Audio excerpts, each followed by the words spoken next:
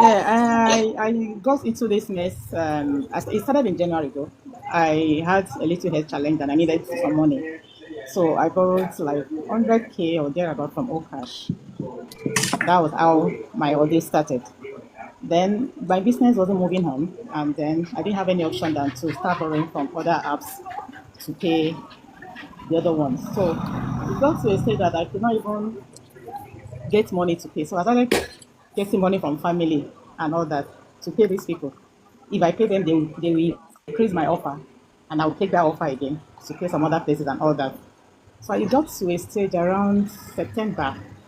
At that time, I was owing over 20, some almost 30 halves, and I was close to 10M. I got so depressed that I was just going through TikTok that day and I saw this loan shark review and all that. So I was like, wow, and I know this group exists for a long time. I wouldn't have been in this kind of situation that I am at now.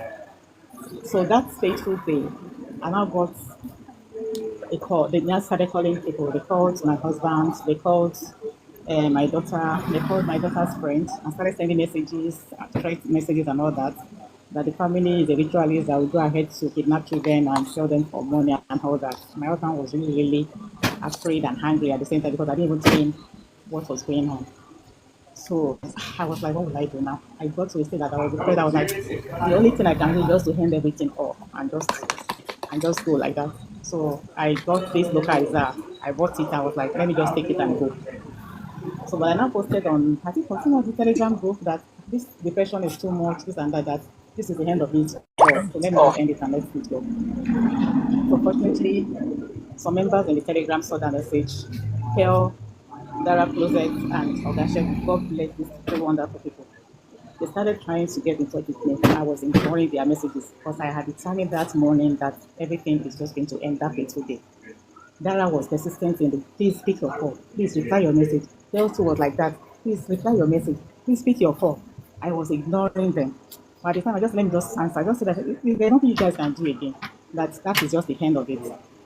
But that spirit just says, just hold on. And I started crying. Pearl was like just trying to calm me down. That my mom is not the end of just calm down. Please just hold on. And that was it. From that very day. Because I couldn't even sleep for days. I dread the night. Once it's getting to night like this, it will be like, oh God, how am I going to sleep overnight? The only time I just feel me is when I see people during the day. The depression was as high as that. I couldn't even eat for days. People were looking at me. I said I was fasting. So I would tell them that I'm trying to shed some weight. But deep inside me, I knew what was going on. So until that fateful day, Gashev and Phil had a conference call with me, and they just told me to calm down, told me how everybody has been battling this and how they have overcome it, that I should just ignore their calls, ignore their text messages and all that, that the worst that they can do is what they have done already. And that was the freedom I had. That very day, it was as if a heavy iron was lifted out of my heart.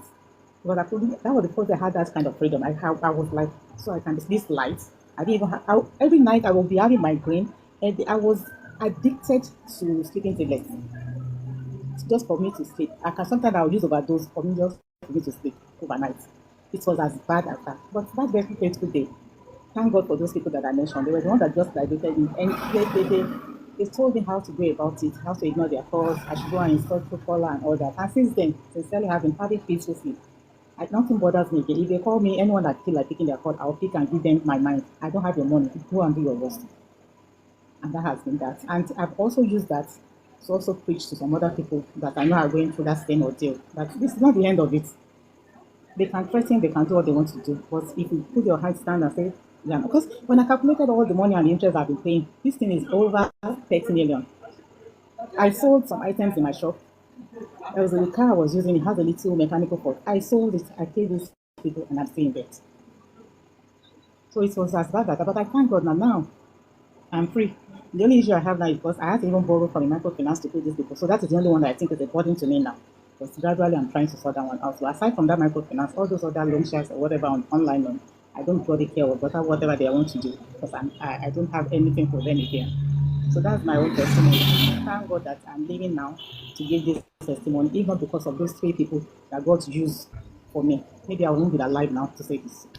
Thank you all.